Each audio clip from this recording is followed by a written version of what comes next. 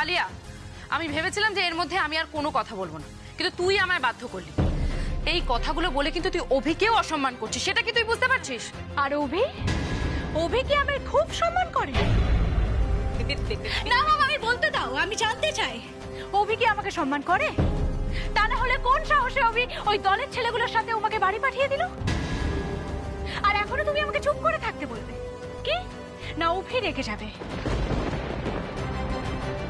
Ricky, আদি, বৌদি এরা সবাই আমায় ভুল বুঝবে, আমি নাকি অভিকে অপমান করছি। আর একবার আমার জায়গায় দাঁড়িয়ে ভাবো তো, গরিবের প্রতি দরদ দেখাতে গিয়ে উমার প্রতি একটু বেশি দরদ দেখিয়ে ফেলছে না ও কি?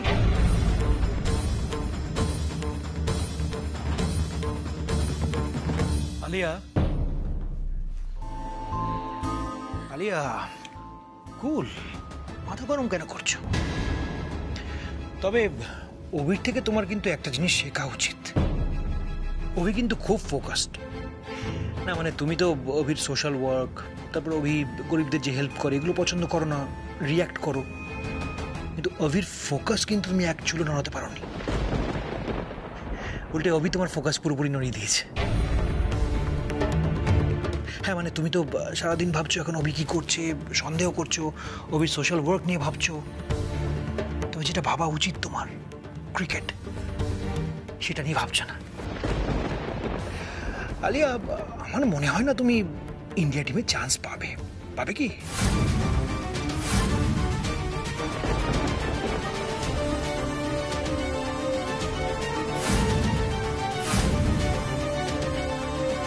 দাদা ভাই, বেবি বেবি তুমি আমার কাছে একটু এসো। শোনো মম, মাথাটা ঠান্ডা করো, এরকম করলে হয় নাকি? আচ্ছা তোমরা সবাই একটু রিল্যাক্স করো প্লিজ। মিডিয়া আছে ওখানে, সব সত্যি বেরিয়ে আসবে। তোমরা শান্ত হও, সব ঠিক হয়ে যাবে। মিডিয়া উমাদের বাড়িতেও যাবে, উমাকেও প্রশ্ন করবে। একটা সুযোগ যখন পেয়েছি অভিকে হিরো দেখানোর, কোনো চান্স আমি ছাড়বো না। হাঁটি হাঁটি পায়ে পায়ে অভিমন্যু আচার্য রাজনীতিতে যায়।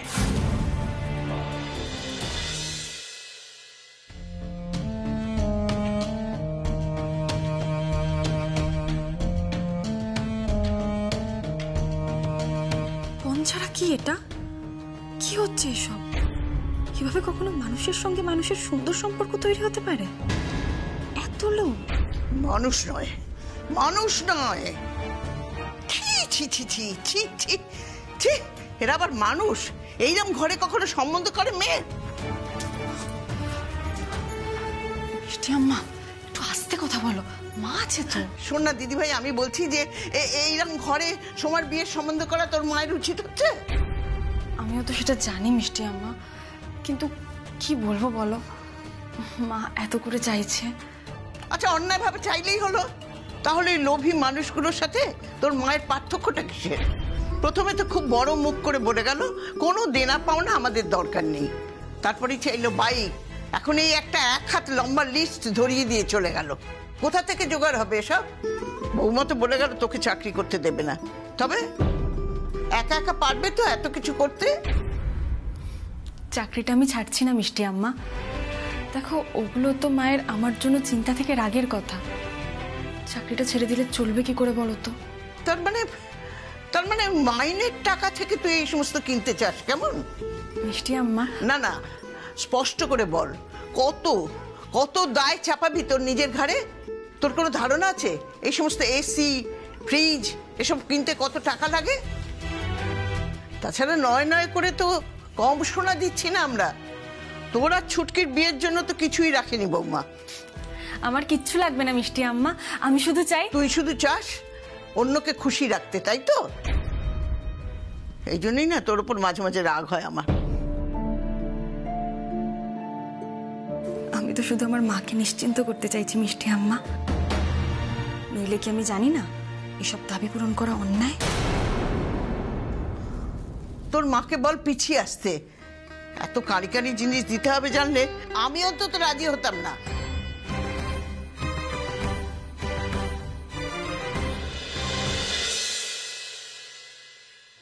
দিদির বিয়েটা দিয়ে তো মা বাবার একটা স্বপ্ন পূরণ করতে চাইছে মিষ্টি আম্মা, আমি কি করে বাধা দিই?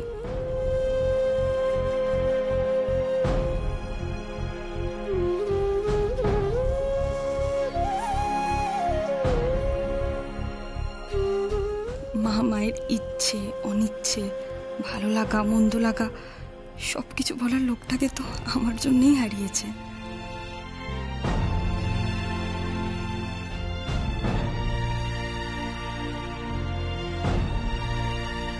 তোমরা যতই আমাকে আড়াল করো, আমার ওপর মায়ের অভিমান তো আমি ফেলে দিতে পারি না। মায়ের সঙ্গে একবারও আলাদা করে কথা না বলে, বোঝানোর চেষ্টা না করে কি করে বলি এই বিয়েতে আমারও মত নেই, দিও না এই বিয়ে। তুই শুনছিস আমার কথা? তুই একা কিন্তু সবকিছু সামলাতে পারবি না। তোর মায়ের সঙ্গে কথা বল, দরকার হলে পাত্রপক্ষকে ডেকে কথা বলুক। আরে এত কিছু দেয়া তো আমাদের পক্ষে সম্ভব নয়। দাঁড়াও না মিষ্টি আম্মা, একটু চেষ্টা তো করে দেখি। আগে থেকেই হাল ছেড়ে দিলে কি করে হয় বলো তো? দেখো, বাইক তো জোগাড় হয়ে গেছে, আর মা গয়না জোগাড় করে ফেলেছে, আর বাকি আছে তো শুধু এই জিনিসগুলো আর লোক খাওয়ানো।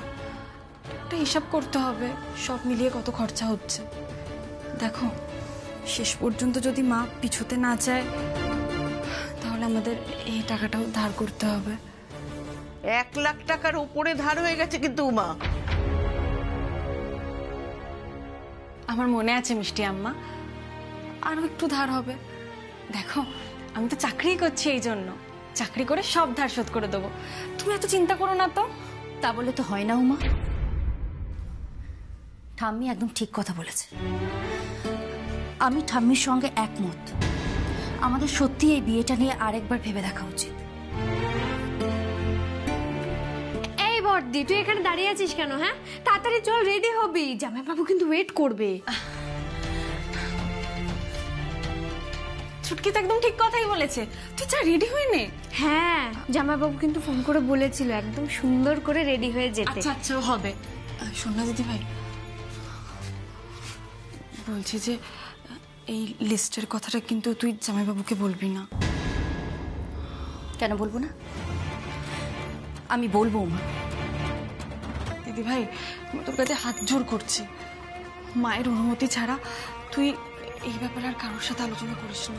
তুই তুই কেন এরকম করছিস বলতো? কেন এরকম করছিস? ঠাম্মি একদম ঠিক কথা বলছে উমা। সত্যি তো, ওদের ফরমাইশ দিন দিন বেড়েই চলেছে।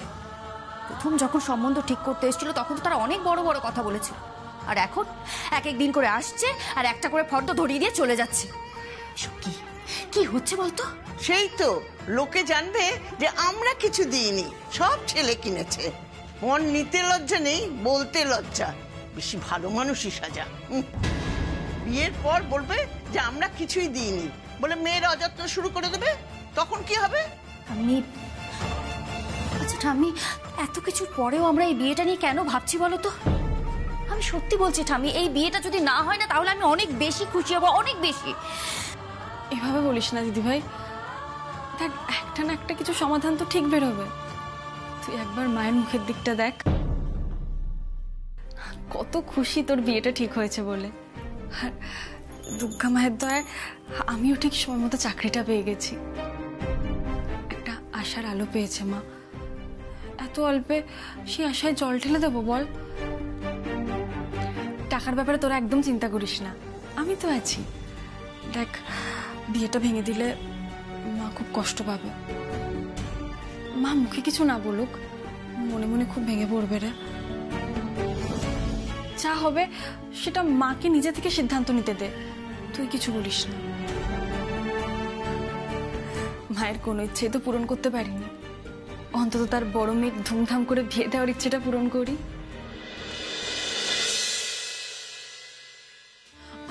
প্লিজ দিদি ভাই, এখন এগুলো ভুলে যা। এই দেখ, পুজোর মধ্যে জামাইবাবু তোর সঙ্গে দেখা করতে চেয়েছে। আমার দিদি ভাইকে খুব পছন্দ হয়েছে বলতে হবে। আর পছন্দ হবে নাই বা কেন? এত সুন্দর দিদি ভাই আমার। এই চল চল, তোকে রেডি করে দিই, চল। শোনা উমা, আমার মনে বড্ড কু ডাকছে রে, মনটা না বড্ড খুঁতখুত করছে। আমার কেন জানি না মনে হচ্ছে যে এই বিয়েটা হলে না কিছুই ভালো হবে না রে। দেখেছো মিষ্টি আম্মা, এই পুজোর কটা দিনে ও কিরকম বাজে বাজে কথা বলছে। এই দিদি ভাই দেখ, এতদিন পর আমি এসেছি মাত্র একটা দিনের জন্য। তোরা যদি সবাই এরকম মন খারাপ করে থাকিস, আমাকেও তো মন খারাপ নিয়ে ফিরতে হবে বল। এই একটা দিনে আমরা একটু মজা করি। সেই তো,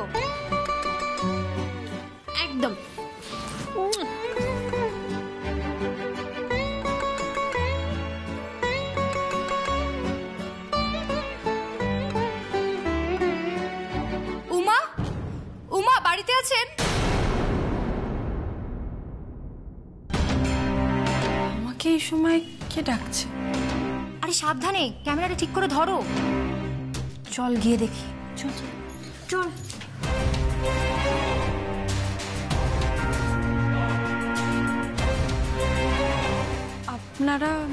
আপনারা কেন এসেছেন?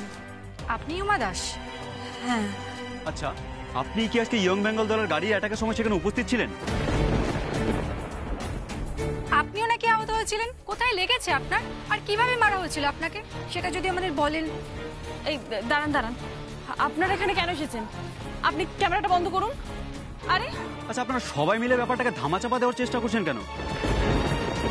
কে আপনাদেরকে অ্যাটাক করছে সেটা আমাদের বলছেন না কেন? আমি আপনাদের সঙ্গে কোনো কথাই বলতে চাইছি না। আপনারা বুঝতে পারছেন না কেন? দয়া করে আপনারা বেরিয়ে যান। মা, আপনি কোনো কথা বলতে চাইছেন না, অভিমন্যু আচার্যও কোনো কথা বলতে চাইছে না, কিন্তু কেন? আপনাদের উপর যদি সত্যি অ্যাটাক হয়ে থাকে সেটা কেন লুকোচ্ছেন আপনারা আমাদের থেকে? এ আবার কেমন প্রশ্ন? ওদের সব বলতে হবে নাকি? আশ্চর্য ব্যাপার, আমি তো বললাম আপনাদের সঙ্গে আমি কোনো কথা বলতে চাইছি না। কোনো কথা কেন বলতে চাইছেন না আপনি? শোনা যাচ্ছে আপনার তৎপরতাতেই ওই গাড়ির সব জিনিস বেঁচে যায়। তারপরেও আপনার নাম গোপন রাখার চেষ্টা কেন করা হচ্ছে? যে জিনিস আপনি বাঁচিয়েছেন সেগুলো কি? সত্যি কি খাবার ছিল নাকি অন্য কিছু? বলুন উমা।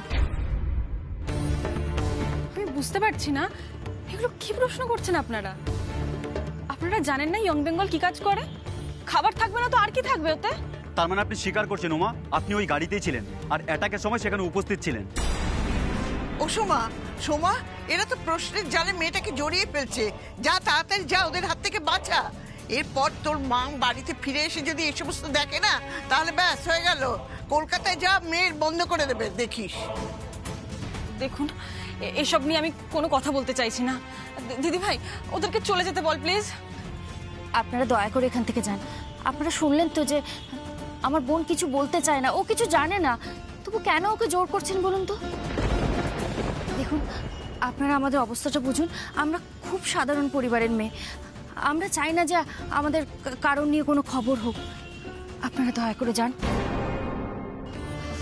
আরে আপনাদের বলার পরেও আপনারা ক্যামেরা ধরে দাঁড়িয়ে আছেন কেন? নামান না।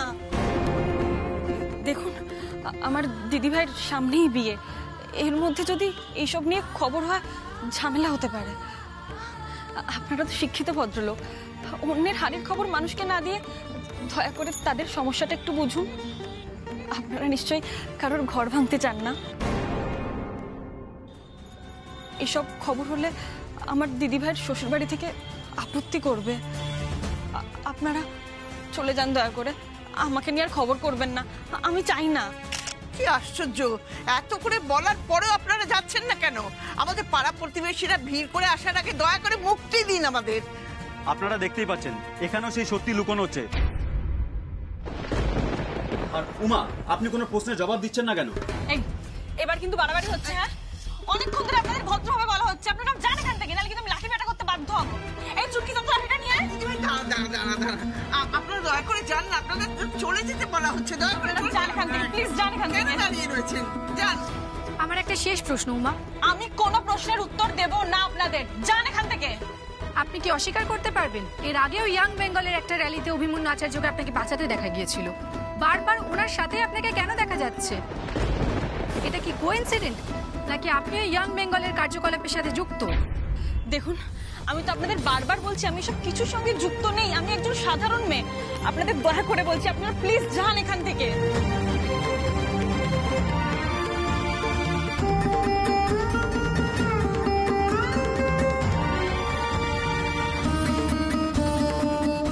দিদিভাই, দিদিভাই বলছি কি বড় পিসেমশাই ডাকছে। কেন? রিহার্সালের জন্য। কি বলেছে তোমার বড় পিসমশাই?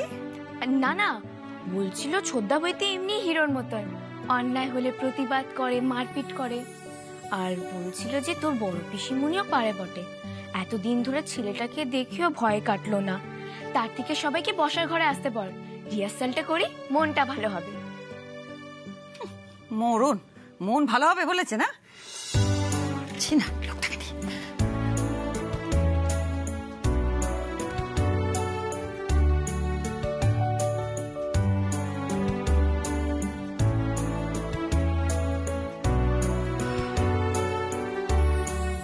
যেন বলেছে তোমার বড় পিসমশাই?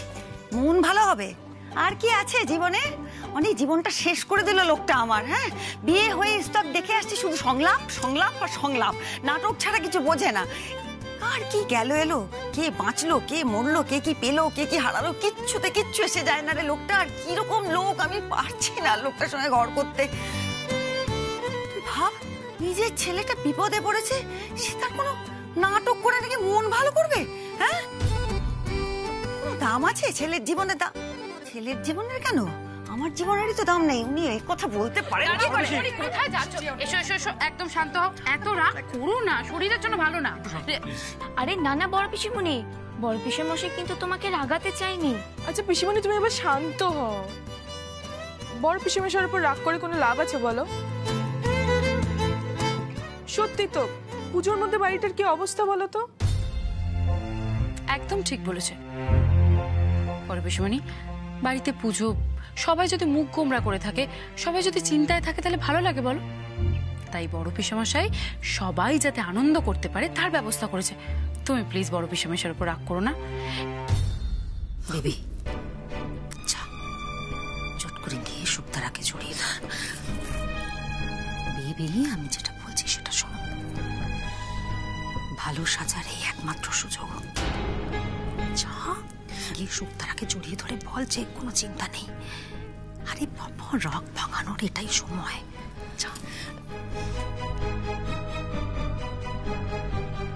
পাকে কিন্তু তুইও পড়েছিস। এবার সবার হাত ধরে তোকে পাক থেকে উঠতে হবে, বুঝতে পেরেছিস? দেখলি না উনি তোকে কিরকম মিষ্টি মিষ্টি কথা বলে শাসিয়ে দিল। যা। পিসিমণি, আচ্ছা তুমি এত চিন্তা করছো কেন বলো তো? আরে বাবা, এই পুজোর দিনে আমরা কি শুধু অভির জন্য চিন্তা করবো বলে বসে আছি বলো তো? চলো তো আমরা এখন নাটকের রিহার্সেল দিই, ওকে? এসব টিভি বন্ধ করো। আর অভি, আচ্ছা দাঁড়ো, আমি অভিকে ফোন করে বলে দিচ্ছি ও যেন এক্ষুনি বাড়ি ফেরে, ওকে? এই টিভি বন্ধ করো তো, আমি দাঁড়াও বন্ধ করে দিচ্ছি। আপনাকেই বারবার অভিমন্যু আচার্য বাঁচাচ্ছেন কেন? আপনি তো ওদের বাড়িতে কাজ করেন বলেই জানা যাচ্ছে। আপনাদের মধ্যে কি ধরনের সম্পর্ক?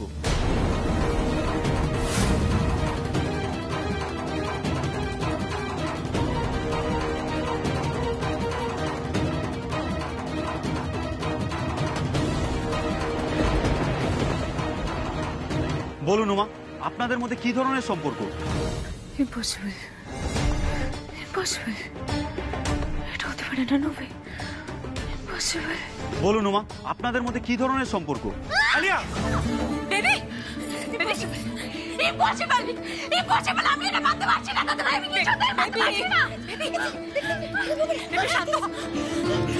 ওই বাবা রে, এত না, তুই দেখছি আমার মতো রেগে যায়।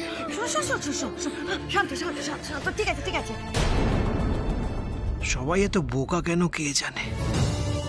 মিডিয়া রং চড়িয়ে অভি আর উমার গল্প দেখাচ্ছে, আর সবাই চোখ বড় বড় করে দেখছে। আমি তো বানাচ্ছি অন্য গল্প। উমা একটা গরিব পরিবারের মেয়ে, আর সেই গরিব পরিবারের পাশে গিয়ে দাঁড়াচ্ছে আমাদের অভি। এইরকমই তো একটা ইমেজ তৈরি করতে হবে, তাহলে পলিটিক্সে ঢোকাটা আরো ইজি হয়ে যাবে। ইয়েস, গরিবের রক্ষাকর্তা অভিমন্যু আচার্য। মন্ত্রী টন্ত্রী না হয়ে যায় আমার ভাইটা। আর একটা কথা বললে না, আপনাদের মাইক ক্যামেরা সব আমি ছুঁড়ে ভেঙে ফেলে দেবো। ভদ্রতা সভ্যতা জানেন না না আপনারা? কাকে কি প্রশ্ন করতে হয় কিছুই জানেন না। সাংবাদিকের নামে আপনারা কলঙ্ক। শুধু রগরগে গল্প বানিয়ে ছাপানোটাকে সাংবাদিকতা বলে না। সাংবাদিকতা হলো সত্যিটা মানুষের সামনে তুলে ধরা। পারলে সেটাই করুন। এবার যান, বেরোন এখান থেকে। যান যান, বেরোন, বেরোন এখান থেকে। কি হলোটা কি, দাঁড়িয়ে আছেন কেন? এই জর্দি, এরকম ব্যবহার করে কিন্তু তুই ঠিক করিসনি ওদের সাথে। ওরা কিন্তু সব ক্যামেরায় ধরে নিয়েছে, তুই বারণ করা সত্ত্বেও কিন্তু ওরা অন রেখেছে। সব টিভিতে দেখাবে রে, আবার একটা গন্ডগোল হবে এটা নিয়ে। বারবার কেন আমাদের সঙ্গে এরকম হয় বলতো? ঠাম্মি, ঠাম্মি, আমি শুধু ভাবছি এই সাংবাদিকরা কি করে আমাদের বাড়িতে এলো, কি পাঠালো বলো তো? আরে আমার মনে হয় অভিমন্যু দাদাই পাঠিয়েছে। হ্যাঁ, ভেবেছে এই ছোট দিয়ে এত ভালো ভালো কাজ করে, খবর হওয়া দরকার। আসলে জানে না তো আমাদের জায়গাটা কেমন, সারাক্ষণ লোকজন পেছনে পড়ে থাকে। না রে চুটকি, উনি এটা করতে পারেন না। তুই শুনলি না সাংবাদিকরা কি বলছিল? অভিমন্যু বাবু নাকি এই সাংবাদিকদের একটা প্রশ্নেরও উত্তর দেননি। জানি না রে দিদি ভাই, নিজে কোনো উত্তর দেয়নি, হয়তো আমার নামে গুণগান গেয়েছে। লোকের ভালো করার একটা বদ অভ্যেস আছে ওনার। এ আবার কি কথা? ওই ভালো ছেলেটার উপর রাগ করছিস কেন তুই? ওই ভালো ছেলেই যদি এই সাংবাদিকদের খবর দিয়ে থাকে মিষ্টি আম্মা, তাহলে আমার থেকে খারাপ আর কেউ হবে না। এটা উনি করতে পারেন না। কে কি করতে পারে না?